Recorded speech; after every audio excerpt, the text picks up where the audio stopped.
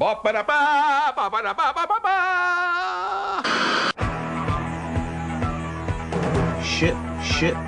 sandwich. What the fuck is your problem? Shut up, you freak! Thanks, I needed that. Welcome to the real world. Howdy, partner. Don't be too proud of this technological terror you've constructed. You are the leading asshole in the state. Bitch, please. Pass the Dutchie, my friends. Remember, a Jedi can feel the Force flowing through him. What were you doing when the lights went out? Birdie num num. Lynch me for what my people have done to your people. Ah, durga. It's a madhouse! A madhouse! Warning, if you want your asses blown out, stay in the room. Hello and welcome to Dave and Shecky's Groovy Boob Tube Review. I'm Dave. And I'm Shecky, and in our podcast what we like to do is review things that you can see in the comfort of your own home. Things that have been out in the theater probably, I'd say, 3 to 6 months ago and have made their way to either pay-per-view or HBO. Well, they'd be older than 3 or 6 months, though, if they made their way to the HBO already. He could be. Or to the Stars. Or to the Showtime. Who knows where you're getting that stuff from? Downloading it. What? All kinds of illegal forms of downloading going on out there. People download movies? Who knows what they're doing? Carrying in those damn VCR video cameras into the theater and putting them on their laps and holding them still, bootlegging them out. I seen them do that. Terrible stuff. Devil worshiper. I saw a downloaded movie like that, and I didn't realize that the guys... It was so good, and the audio wasn't awful either, but he had the camera positioned so well that I had no idea that he had been in a movie theater until someone got up and and walked across the frame, and I was like totally baffled by that. I was like, what the fuck? It was kind of like that Seinfeld episode where Jerry is doing that. Exactly. And he does such a good job. Kramer starts doing it, I think. Yeah, but they really like Jerry's technique. Jesus. Classic. So this week was Dave's week to pick. And there wasn't much stuff on pay-per-view that we really wanted to watch. Like, sometimes we're in the mood for certain types of movies, and sometimes we'll just see a title and we'll be like, ugh, no. In general, it's slim pickings. Yeah, because there's not great movies that are coming out these days. But this week, we happened to find a documentary on pay-per-view. Let me just say one thing on the side there. And there may be some good movies coming out, but the problem is we might not know it from the title. I'm sure I've missed some good movies that I just don't know what they are, but there's no way for me to know just looking at a title. Do you want me to tell you what Brokeback Mountain is? No, I don't think I want to hear about that one. Walk the Line? I think that those stories are very similar. What? What do you mean? I don't know. Okay. So this week we found a documentary and we decided to watch it. And the name of the documentary was... Metal. A Headbanger'S Journey.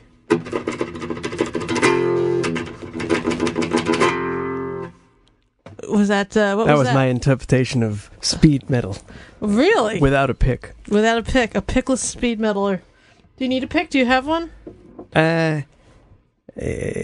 Yes, hand me the Cheap Trick pick. Ah, would you like to tell the story of the Cheap Trick pick? No, that's best told by you. Sadly, I feel I tell too many of the stories on the podcast. Maybe it's going to be up. I don't hear it. It's not on, sweetie. There we go.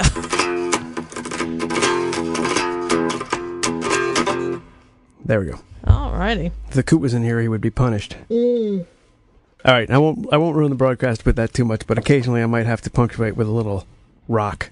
You can punish us with your rock. That's fine, because this is a documentary all about rock. Heavy metal or rock. And heavy metal The documentary was done by this guy, Sam Dunn, who was a metalhead as a kid, much like I was back. Except he's Canadian. So if you have any problems, you can blame him.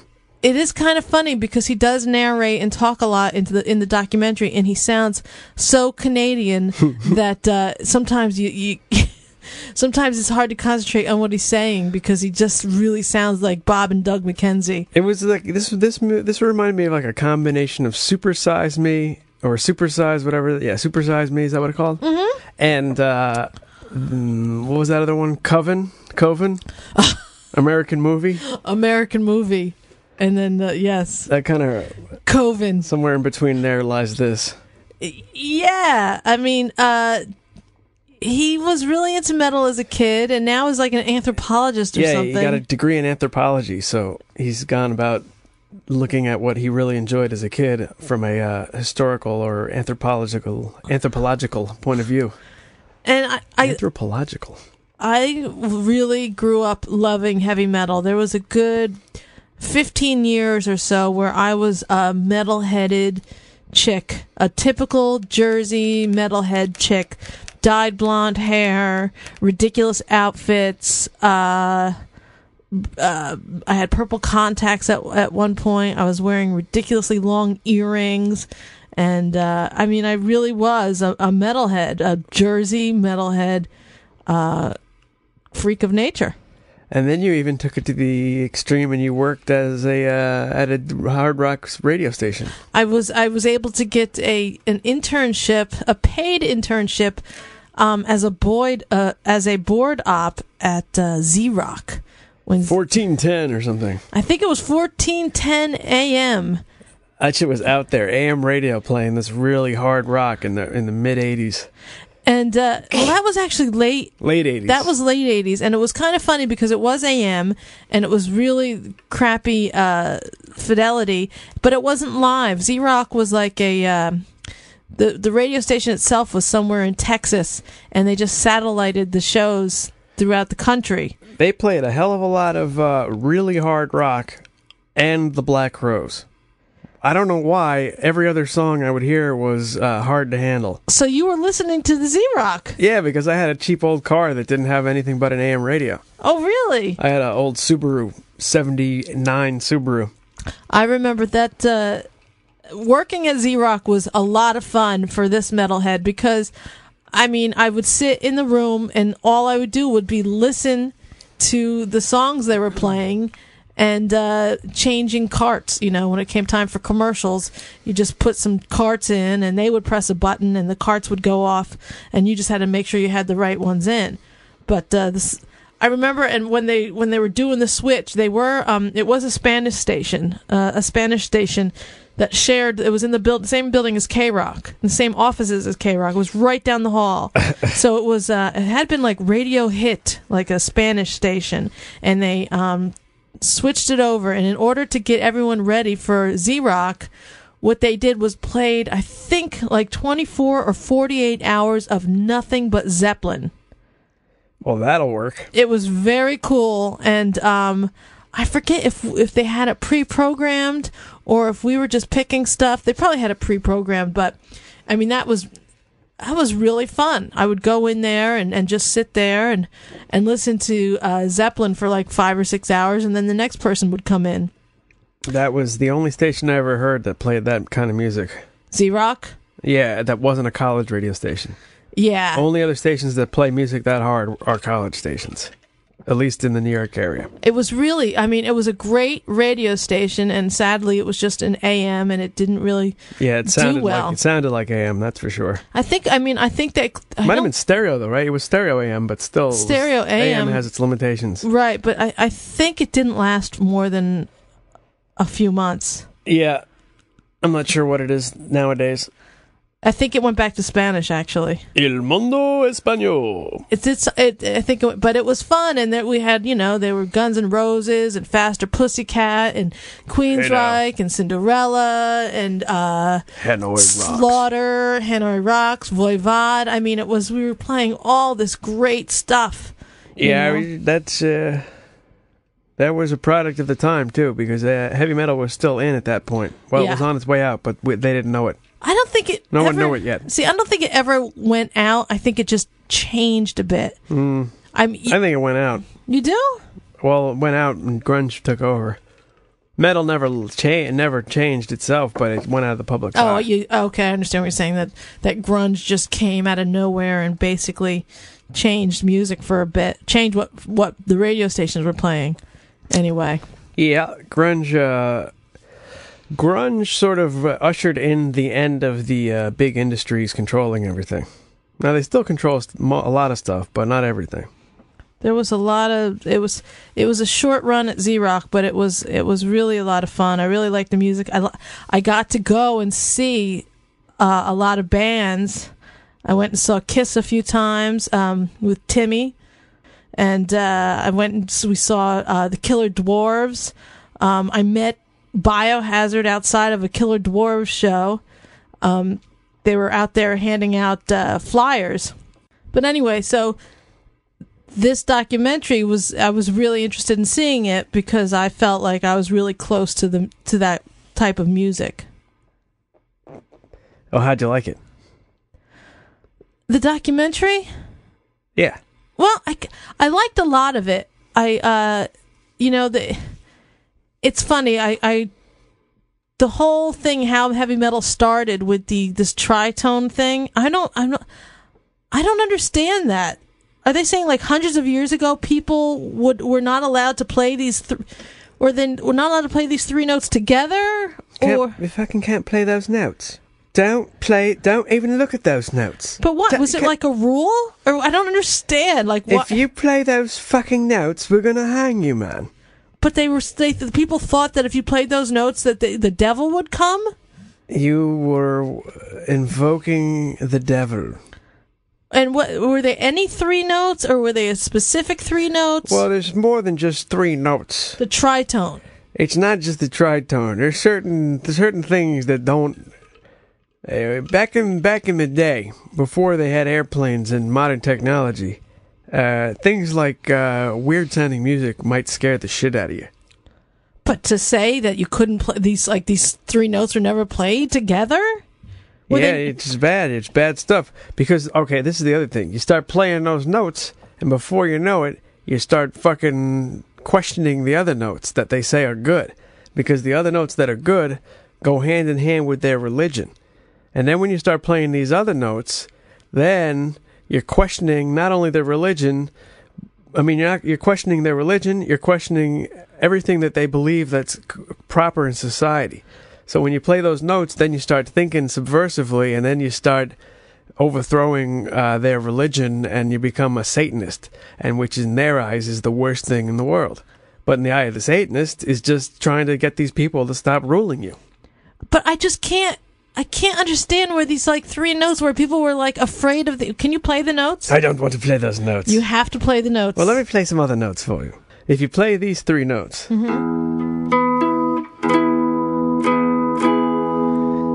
That doesn't really sound too bad. That doesn't sound like the devil. Are those notes okay to be played? These notes were always okay. No one ever had a problem with these notes. What notes are those?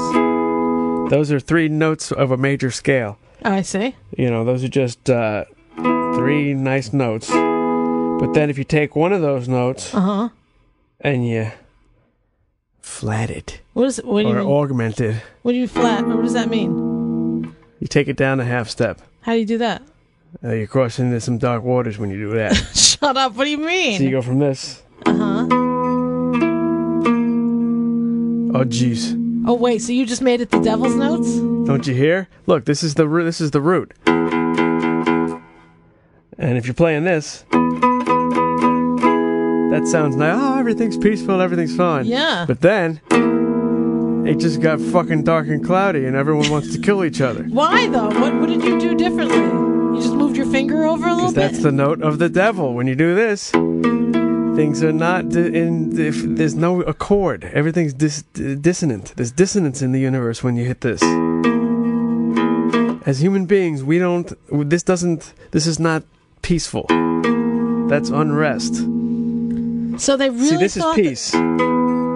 This is unrest. It's just that. Look, the beginning of Black Sabbath's Black Sabbath.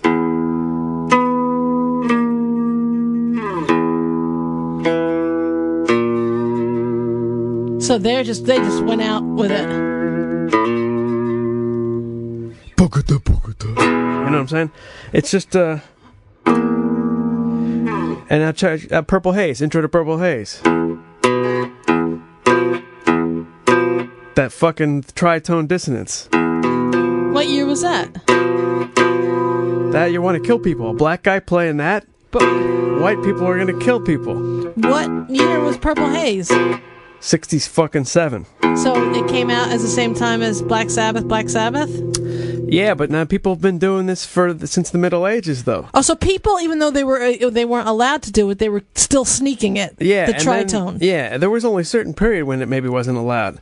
There's, this is when they were burning people for being witches and stuff. But then later on, other people started composing with it, and it may or may not have been allowed. I'm not sure. Like, there's other references of like classical musicians using it, and then.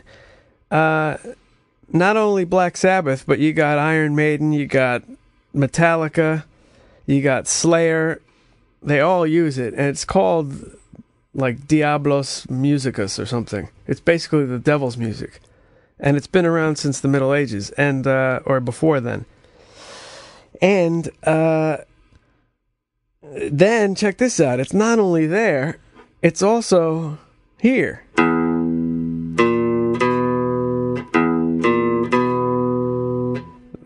Simpsons. Are you kidding? Or are you just making that up?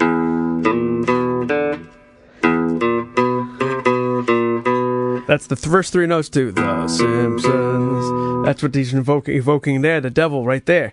And that's this? Hilarious.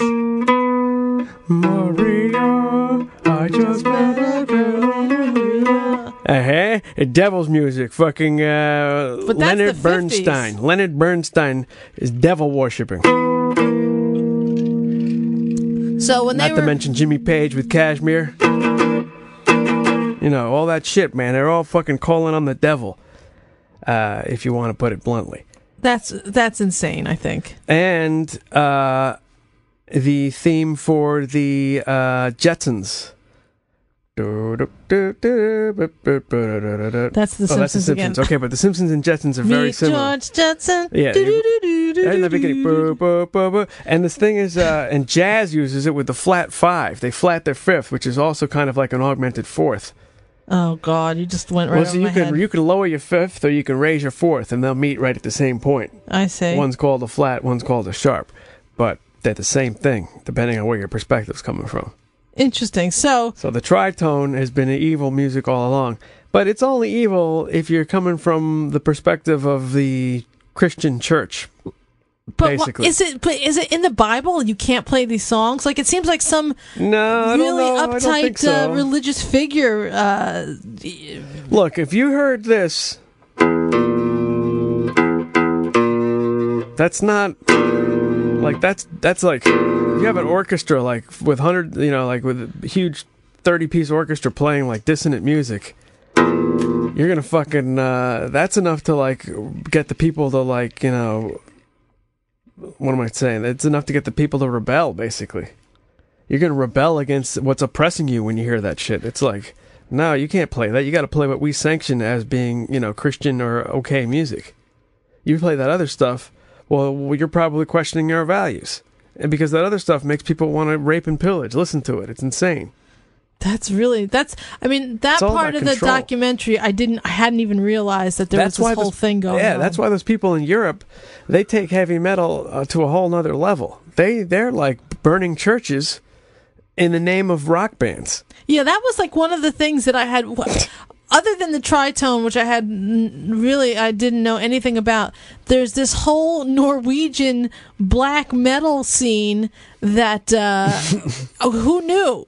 Who knew? They're supposedly the real deal when it comes to really worshiping Satan. Well, apparently 87% of the country they're Lutherans. Okay, what does that mean? Well, that's when you have they're very religious, strict religious. I'm just that when you have 87% of a country that's a certain religion, I guess they feel like there are the other 13%, or maybe half of the 13%, are feeling oppressed or, choked out by this religion, I don't know what the other 13% religion is, but... Okay, so it's a dominant force. It's totally a dominant force, and it just seems like there's these people, these black metal bands that... They're like musicians burning churches. They're musicians, but they're also like these crazy rebels. Like, at what point do you just, forget about the music and just burn the churches? They're burning the churches, and they're singing about it, and they're going to prison, they're killing one another, and they're not... They're repenting. They are true to their values. They're not. They don't take it back. They don't regret burning churches down. I mean, they interviewed this one priest or whatever... preacher, and he's talking about the church being burnt down, and he's getting tears in his eyes, and it was clearly a traumatic moment for him. And then they go and interview one of the guys that burned the church down, and he's just, he could give a shit. He's like, yeah, I burned it down, I'd do it again. Well, they're really like, it's this weird. I mean, they're Norwegian. I don't know what the hell they're doing over there. Well, we do have Norwegian listeners. Actually, we have a Norwegian. Stop burning those churches. Well, then again, do what you gotta do. But you didn't hear it from me. I cannot, I'm not going to tell people to stop burning churches if they feel like they're doing something over it. I mean, we don't live there. We don't know what's going on. It's true. Maybe this is the start of the worldwide revolution with the Norwegian black metal bands. Well, it could be. We don't know. It's got to start somewhere. It's got to start somewhere. Why not Norway, really? It's not starting here. You're damn right it's not. It's too much, touch our fucking church, I'll kick your motherfucking you Dave, you don't even go to church. That's the attitude over here. Oh, okay. You can't just burn a church. What are you crazy? You burn a church, you're gonna Hey, look, fine line between burning a church and bombing a church. You know what I'm saying? Now they could be for the opposite cause, but either one is not condonable. Well, I think when they burn churches in Norway, they do it when no one's there. Well, I didn't hear that people had died in the churches. I hear you. That's that's true. But you know what? Someone's gonna die. Some innocent person's gonna die because some black fucking metal cat is careless. Well, that could be true. There's better ways of going about it than burning churches when there's no one there. I am sure of it. I'm not sure. I don't know. I cannot. Just convince people to not believe in the religion through your music. Don't burn the church. Just convince them that they don't need to go to the church, and then before you know it, the church will be turned into a Starbucks or whatever you're looking for. Or like the Limelight. It'll be a black metal venue. Or Aleister Crowley Church of pants.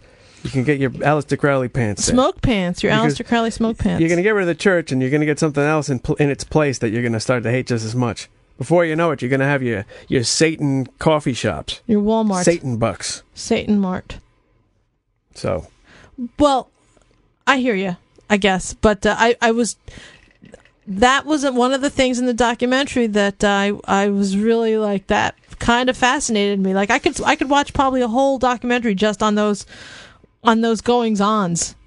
I'd never heard of any of that, and it's interesting because it's just like you have a real outlook on heavy metal that I never knew it really existed. Like, you were just really into it. I was like banging my head on the couch watching, and I was like, they would play a song, and I'd be like, oh, that's blah blah blah. I love blah blah blah. Well, whatever, I got really into metal from, I don't know, 75 to 89 or 90, maybe a little beyond, and then I really got into the Dead and Blues Traveler and those guys after that. I'd like to see what happened. Like, they should do a survey of 10,000 or 1,000 people who were really into heavy metal in their younger days and see what's become of them. Yeah, I mean, and the one guy, that guy said, once you're, who was it? Rob Zombie was saying that once you're into metal, you're always into metal. Yeah. And that's, I mean, I could always grab one of my Kiss CDs or, it must be different for guys. That could be it too. That could be it. That could be a guy thing because I would love to go and see concerts, and I've brought you to a Kiss concert or two, right? Mm-hmm. And I could always go into it, but I'm not nearly as into it as I was back when I was much younger. And well, I like the music. I just don't like the people for the most part. Unfortunately, the people in the bands? No, the people in the bands are fine. It's just I can't deal with the people in the audience. I just can't do it anymore. I had a girlfriend who went to an AC/DC concert in, like, I think it was Madison Square Garden, and she had gotten really good seats for her and her boyfriend, and she wound up getting pissed on. Can you imagine? She got pissed on by other people in the fucking audience? Was that a box seat or what? No, it was just like a, you pay extra for that? It was, I felt horrible for her. I mean, it was almost as bad as the that's time unacceptable. when I got punched in the face. Yeah, and that was only at a Joe Walsh concert. You know, he plays with the Eagles. I mean, some people would consider that soft rock. I got punched right in the jaw by that fucking drunk asshole in the row in front of us. I mean, this is... He didn't even know he did it. He didn't do it. Oh, he knew when I fell down and was crying. I think he knew. I didn't see him make any conscious... He looked, but he was drunk. What was he going to do? I don't know. I mean, the truth of the matter is that was actually the last big concert I went to. Because it was just, once you get punched in the face at a Joe Walsh concert, it's pretty much all downhill. Well... For me, anyway. It's worse at these harder concerts. Well, the thing is with these heavy metal concerts is that you just have to stay out of the mosh pit. If you want to go and have a good time, you just stay back. You don't go and rush the stage because then you're going to be caught up. I mean, there was bands like Nuclear Assault, really heavy speed metal bands like Overkill or Biohazard, where if you were going to go to the show, you knew damn well you didn't go up to the stage unless you were... See, there's a big difference between Poison and Cannibal Corpse. Well, that's the other thing that I didn't agree with in the documentary, how they were lumping in some of these bands with they were calling some glam metal and some dark metal and some death metal and some this and that. And I mean, to call Cream the beginning of heavy metal, that's kind of pushing it, if you ask me. Yeah, see, there's like a fine line between hard rock and heavy metal, and Cream, to me, is just hard rock. Yeah, they're blues. Exactly. The hard rock is more bluesy. Like, even like Guns N' Roses. They're not metal. That first album, that first video they did, he looked heavy metal. Yeah, they're not metal. They don't sound like metal. They're like hard rock. They were hard rock. I mean, Biohazard. They're like AC/DC heavy metal. They have the AC/DC like that, hard rock like that. Yeah, exactly. There's a fine line, and they even put like Slade in a metal category, and I'm a huge Slade fan, and I just wouldn't call them metal. No. I would call them hard glammy rock.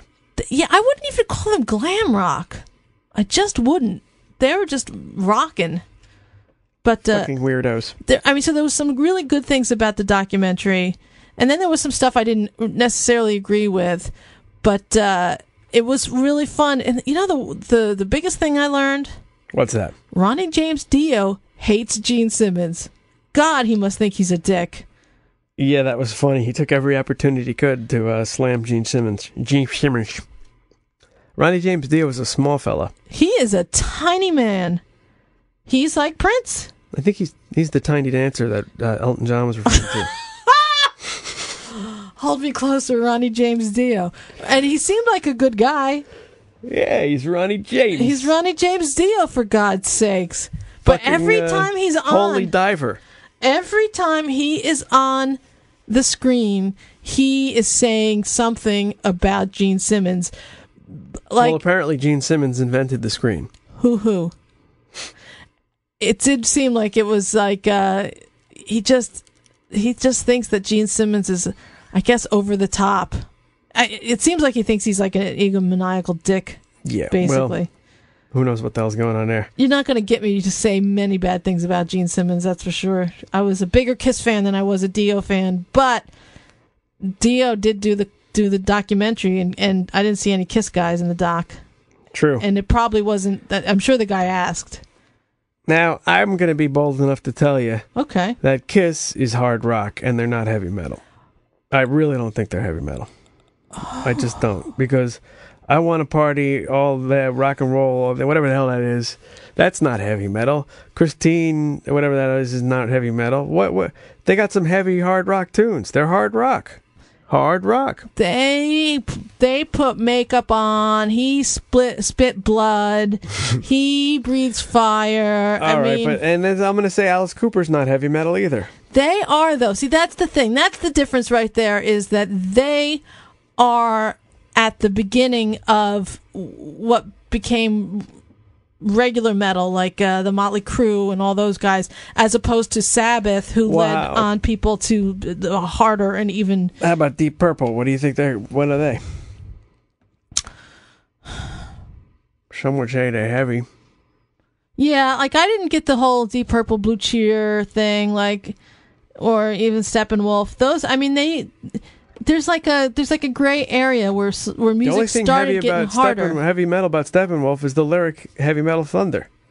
That's just a coincidence. He's talking about motorcycles. It is a coincidence, but their music is a little heavier than, say, what's a good rock band from then?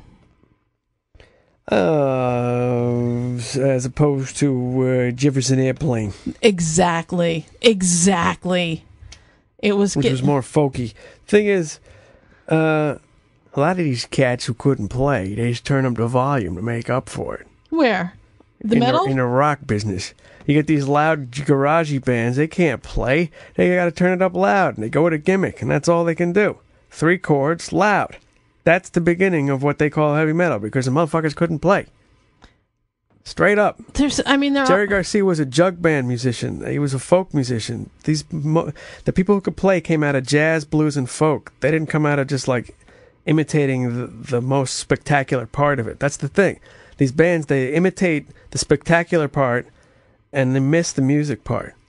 That's what I didn't. That's the one thing I don't think about it. That's why you didn't like metal growing up. Yeah, I thought these guys were jokes. Whoa. I just thought they couldn't really,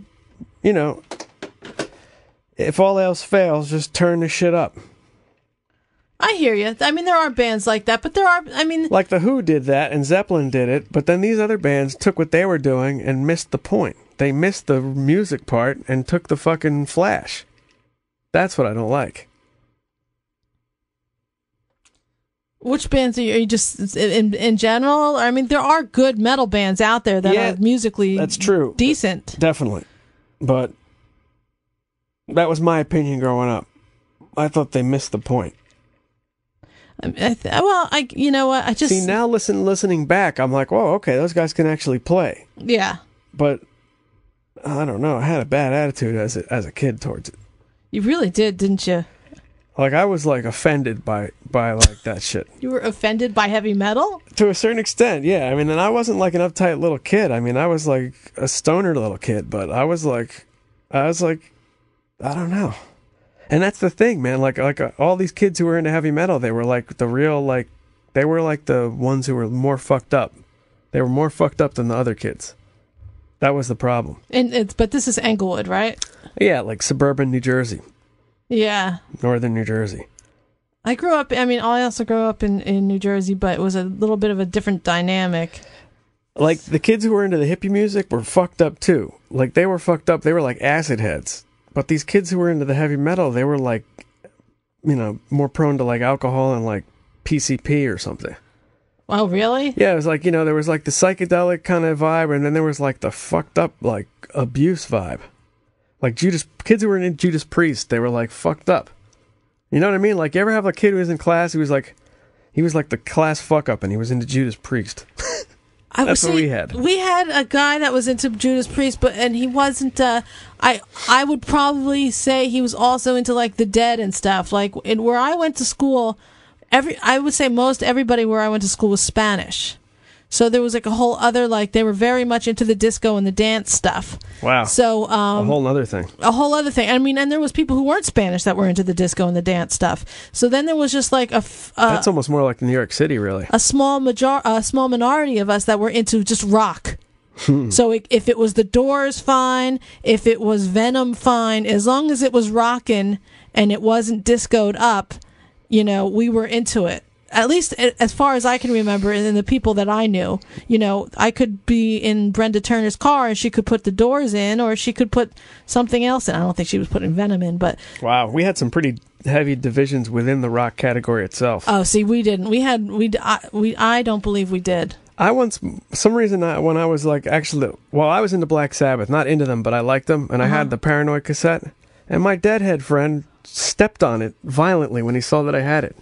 Why? I don't know. He saw it and he stepped on it. He was like, Black Sabbath, no way, and he stepped on it. That's so anti a Grateful Dead type of person's actions. Well, that's actually not. That's how stupid they actually are. But we like the Dead, and we're not angry towards other people. Yeah, but those real Deadheads, they had such an attitude. They didn't even like anything except for the Jerry Garcia had to die for the Grateful Deadheads to start listening to something other than the Grateful Dead. Oh, really? You think they were just like... And they're not like older people. Older people are reasonable. I'm talking about like people who are 16, 17 years old. You take shit pretty seriously at that point, Yeah, well, that's true, too. Like, music was everything. I mean... I went to every concert possible when I was that age. I haven't gone to a concert in years now, maybe in a year, but I used to go to concerts every chance possible. Yeah, that was that was the best thing you could do. So that shit was the shit. I mean, you really look up to these people. But I looked up to the hippie thing, not hippie, but I just whatever. We just didn't like those. We didn't like it too hard. Wow. Well, I liked it. I liked it. I liked the metal. I liked the hard rock. I was into the Motley Crue. I was into the heavier stuff. And my friend Colin was into the Motley Crue. He brought Shout at the Devil to school. Oh, really? And I was like, these guys are ridiculous. I was like, look at them. Look how they're dressed. I was like, but that's like a perfect example I completely missed the boat. That's a perfect example of a metal band not really being serious when they're telling you to shout at the devil, or when they're remaking the song Helter Skelter. I think a lot of the heavy metal was all about, I'm not the same as you, and this is how far I have to go to tell you this. Yeah, that's cool. Which is exactly how I think a lot of us felt. I mean, that was just really... Yeah, I felt that way too. I just felt that there were different music, but I never realized that. Seeing the documentary yesterday made me realize that all these people who are into metal are like, they're saying "fuck you" to what other people think is normal. Exactly. That's very cool. I like that. Exactly. It's not necessarily saying I'm shouting at the devil because I love him and I hate the Lord. It's just, I'm not the same as you. I don't agree with really anything you say, and I'm going to belong over here with these guys who are just singing ridiculous stuff. I mean, and the truth of the matter is that Motley Crue's first and second album were great, and then they kind of changed, and they became less metal, and they became like Van Halen almost, in that just a hard rockin' band. Yeah. I'm on my way. I mean, that's not metal. I mean, it's a power ballad. That's the end of the world as far as I was concerned. Really? That and Once Bitten, Twice Shy. When I heard that, I was just like, oh my God, the end of the world is here. But that was a remake, actually. I know. It was that Great White, right? Yeah, I don't know who. It was an old tune from the 60s or something.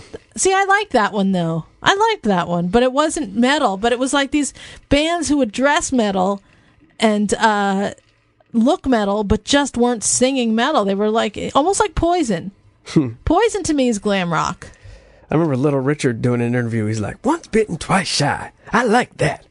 now the white boys are doing it. They're playing the black music, and black people are playing white music. He's like, "I'm once bitten, twice shy. Now I like that." See, it's pretty good. That's hysterical. I just remember the video, like some sort of bad tour bus, like black and white grainy shit or something. Of Once Bitten, Twice Shy? Yeah. I think it's a performance video. They're like on a tour bus or something. Oh, really? They're all like, with girls or something. It's just really classic. It's kind of, also like Slaughter. They were put in that heavy metal category, but... What about, where would you place Great White? See, that's like a band that looked metal, but they really weren't. Hard rock, right? They were hard rock, just like... that's David Coverdale. He was in Deep Purple, once again, hard rock. No, he's not in Great White. You're talking about White Snake. No. Right. Oh, jeez.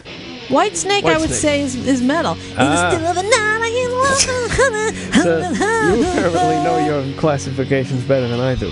To me, it was just dirty street music. What, Whitesnake? All that metal. All that. See, there are different classifications of metal, but I do think some people get lumped into metal when they just dress the part as opposed to really performing. Wasp is metal. Right? Wasp is metal. Well, how about Poison? Or Rat, rather?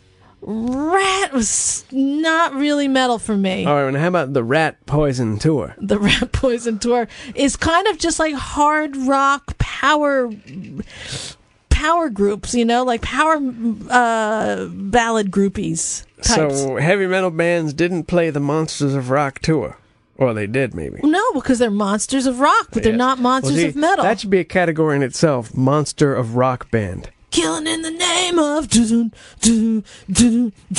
like stuff like that to me is metal. Like if you can bang your head to it and feel like a little aggressive, to me that's metal. Not like take me down to the paradise city where the grass is green and the girls are pretty. Yeah, that's not metal. That was the end of the world too. No, but it's good and it's catchy, but it's not metal. See, that's why these some of these bands that got lumped in, like they didn't really go into it, but they were showing like they had their lists that they had comprised of different kinds of metal, categories within categories, subcategories of metal, and some of them I would just look at and I'd be like, that's not metal, or at least to me in my subcategory it wasn't metal. Wasp, yes. Sabbath, yes, they are the godfathers of metal in my eyes. How is Slayer metal? Slayer's like that speed metal. Well, why is speed metal or the dark same metal or black metal? I'm sorry. It is too much. The metal is too much. Speed metal. Speed metal is not heavy metal. Speed metal, death metal, dark metal, black metal. Enough with the metal. There's no dark metal. I just spit that out by accident. But gold metal, Overkill, with the yellow metal over there. Biohazard. These bands that were just like that's metal. If you can hear that sound, what about Ministry? I don't know them that well. I thought they were like industrial. Oh, that's like, is that industrial metal? I'm not familiar with industrial metal. What is this when machines start playing? It's not even musicians anymore. Machine metal. It's actual metal. What happens when they actually have metal playing? It's actually pieces of metal. That's real metal. Stomp. That's like Art of Noise. But they weren't metal. But they were Eurofag. Like the Killer Dwarfs. I didn't find them very metally. They were very not metally. Skid Row was metal. And even Bon Jovi got kind of linked in because they were dressing that part, but they were definitely not metal. No. I'm telling you, if you can hear in your songs like that, that's metal.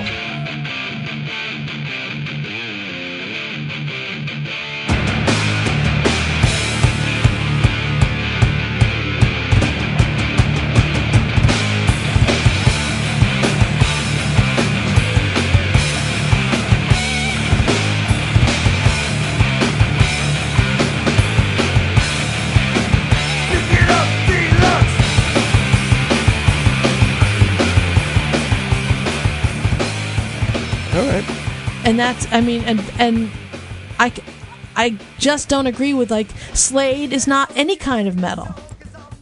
I don't know what these kids are doing anymore. Which one of you kids are on the metal? Ravi Shankar does not approve. Well, and the other thing is, we watched this document. What would you give this documentary on a scale of 1 to 10? Since you're not a metal guy. Yeah. I would give it about a 7. Yeah, I think I'd give it like a 7.5 because there was some interesting stuff. There's stuff I did. There were talk of a band called Mayhem, whose lead singer apparently blew his brains out, and the other band went and picked through the remnants of the singer and dried out his bones and are wearing them and stuff. I had actually heard that somebody had eaten some of him. Well, who wouldn't? Yeah. Who wouldn't? Because that really is loyalty. But and the Norwegian black metal bands, I thought that was very interesting. I just didn't like. I really was offended by his categorizations of the different types of metal because I didn't agree with them.